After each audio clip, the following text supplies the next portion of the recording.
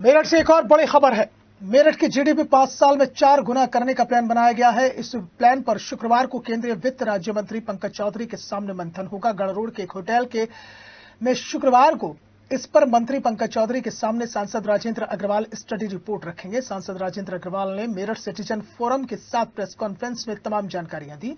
उन्होंने कहा कि 12 मैन्युफैक्चरिंग और 6 सर्विस सेक्टर की यूनिट के साथ साथ एग्रीकल्चर, मेडिकल सेक्टर, स्पोर्ट्स और हैंडलूम इंडस्ट्री, कैंची उद्योग, एजुकेशन सेक्टर को भी स्टडी में शामिल किया गया था, जिसमें बड़ी जानकारियां सामने आई हैं कि मेरठ की जीडीपी 4 गुना हो सकती है।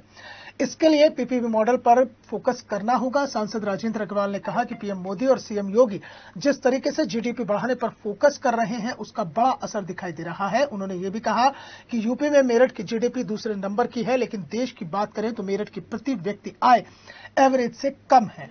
उन्होंने कहा कि मेरठ अब बेस्ट कनेक्टिविटी टाउन में से एक है और नई उम्मीदों के द्वार खुल रहे हैं और मेरठ में भी भविष्य की अपार संभावनाएं हैं। इस मौके पर मेरठ सिटीजन फोरम के मेंटर दिनेश सिंघल और मेंबर अभिषेक भी शामिल रहे। Meerut citizen forum MCF short में हम लोग उसको कह देते हैं।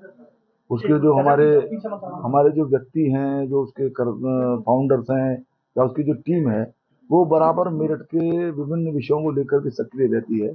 वो चाहे पर्यावरण का विषय हो, पानी का विषय हो, स्वच्छता का विषय हो, सॉलिड वेस्ट का विषय हो, सब विषयों को चर्चा करती है वो, और अच्छे सुझाव उनके द्वारा प्राप्त भी होते हैं। तो जब माननीय प्रधानमंत्री जी ने ये कहा कि हम अपने देश की इकोनॉमी को $5 ट्रिलियन की बनाना चाहते हैं और उनके प्रयासों के क्रम में हम 5वीं अर्थव्यवस्था सबसे बड़ी दुनिया की बने भी, और इसी प्रकार से जब मुख्यमंत्री जी ने कहा कि हम अपनी अर्थव्यवस्था को $1 ट्रिलियन की करना चाहते हैं, तो MCF के जो हमारे सब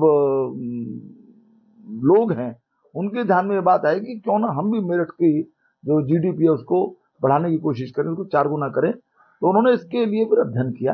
जो सक्षम लोग थे, जानकार लोग थे, उनको बुला करके उन्होंने बाकायदा प्रत्येक सेक्टर के लोगों से बातचीत की, उनसे चर्चा की और निष्कर्ष निकाले। और कुल मिलाकर के 11 तो क्लस्टर यहाँ पर पहले से ही मौजूद हैं और 12 क्लस्टर और 6 सर्विस के सेक्टर्स हैं। ऐसे 18 सेक्टर्स के अंदर उन्होंने अध्ययन किया कि जिसमें गुंजाइश है, हम अपना जो मेरठ का पोटेंशियल है उसको वर्तमान की संभावनाओं के साथ मैच करते हुए बढ़ा ले जाए।